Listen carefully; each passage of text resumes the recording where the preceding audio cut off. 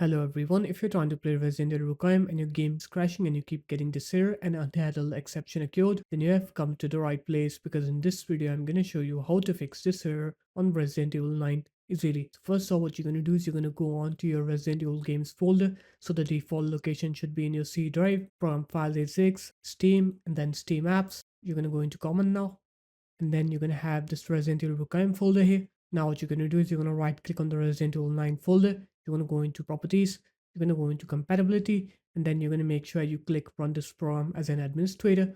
After that, you're going to click apply, okay. And now what you're going to do is you're going to open Steam up, and you're going to go into your Resident Evil 9. You're going to right click on it, click properties. You're going to go into install files, and you're going to click onto verify integrity of game files on Resident Evil Requiem. Once that's done, you're going to go ahead and update your graphic card's drivers. So just open up your web browser. Now I'll show you AMD first. Afterwards, I'll show you Intel and then NVIDIA. You're going to go into AMD.com, click resources and support, click drivers, scroll down, click graphics, Radeon RX, select your graphic card series and then select your graphics card, click submit, click your operating system, select the latest AMD Adrenaline software and download and install it.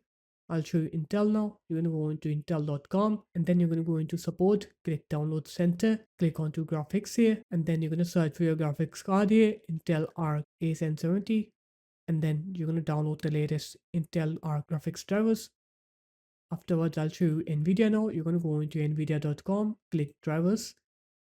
You're going to fill in this manual driver search form. So just select your graphics card and operating system, click find, wait for it to find the correct GeForce Game Ready driver for you. Once it's done finding the drivers, now what you're going to do is you're going to install those drivers.